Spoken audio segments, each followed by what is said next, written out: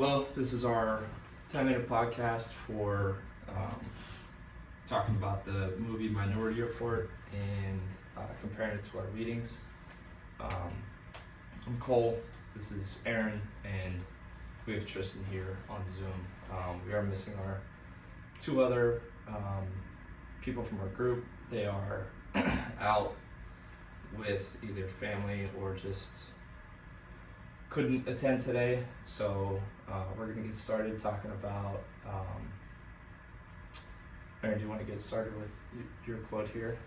Talking about the movie.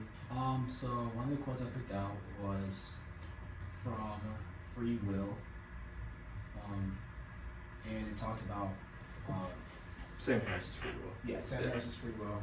It talks about what you can decide, but so the quote basically says you can do what you decide to do, but you cannot decide what you will decide to do, which this basically goes back to my Minority Report, basically saying that it relates to John's decision, either if he wants to shoot Leo Crow, and also Agatha talking about and continuously saying to John that you still have a choice. So basically just having that decision of you can make the right choice or the wrong choice. In this case, usually I think it was he made the wrong choice, but it wasn't kind of his fault. It was mainly Leo's Crow's fault when he asked for shot, basically. Right.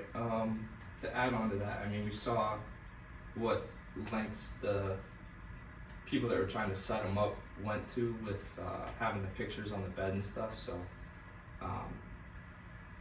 the movie tried to show that a lot of external factors had a lot of effect on John's free will by having stuff in, by almost having the perfect example of this is Leo Crow is the guy that either has a son or killed his son. But yeah, that kind of goes against Sam Harris's free will, because he has the idea that it's from birth and predestined, and yeah. So, did you want to talk about that, Tristan? Your quote kind of has something to do with that. Yeah, for sure. I think going off of what you said about how Sam Harrison kind of describes free will to be more so predetermined and predestined, there's a quote from his book on free will is an illusion. Our wills are simply not of our own making. Thoughts and intentions emerge from background causes which we are unaware of and over which we have exerted no conscious control. We do not have the freedom we think we have. So the idea that he's playing with is the fact that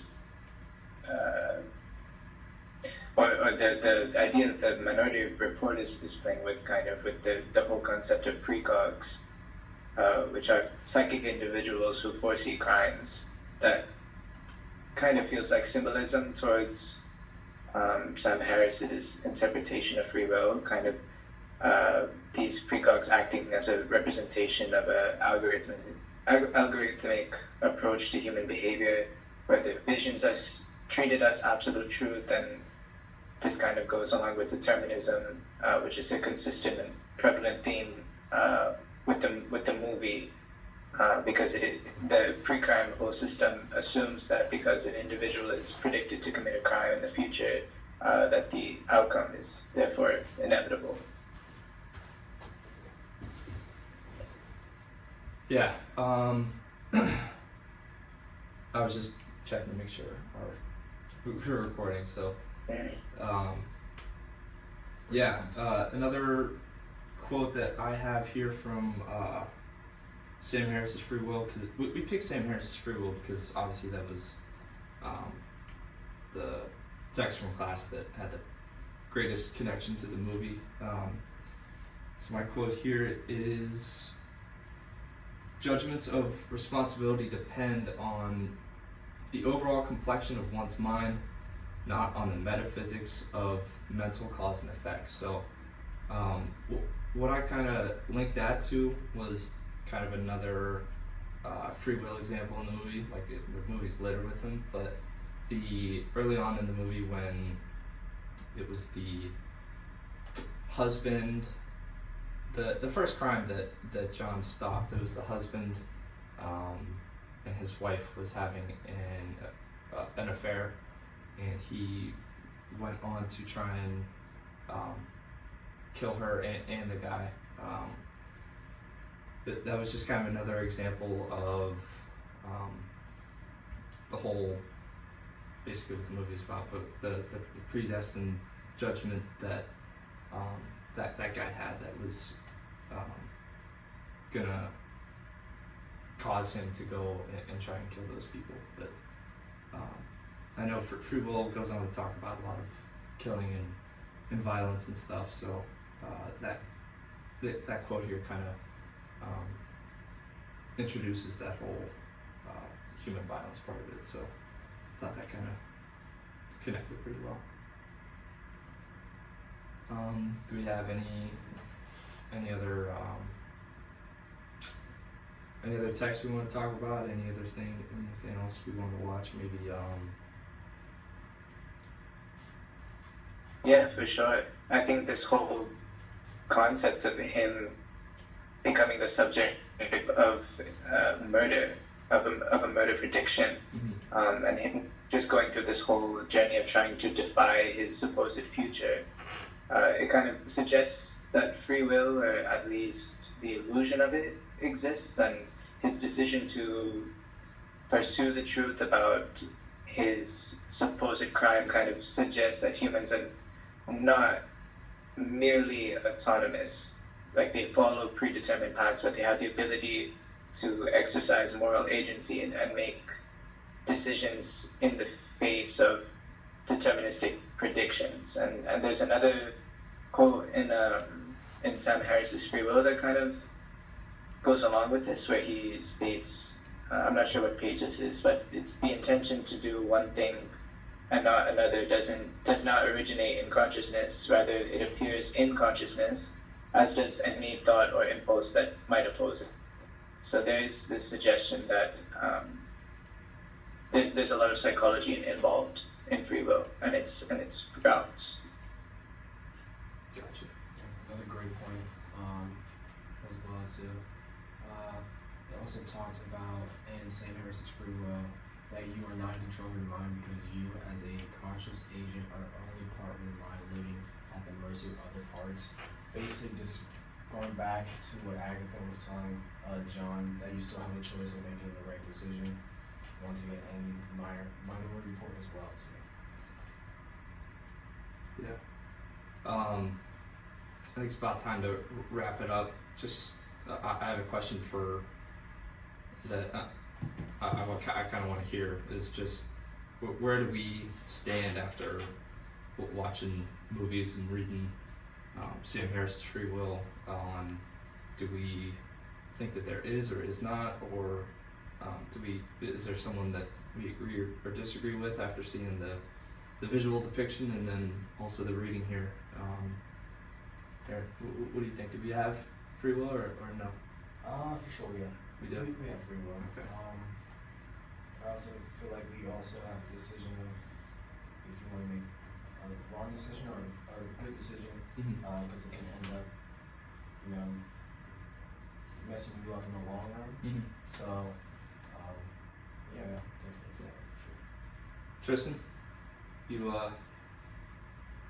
Sam Harris fan, or you believe in free will? I think we're autonomous beings, and I think we definitely have access to our actions and beliefs, and those two having an interdependent relationship with one another.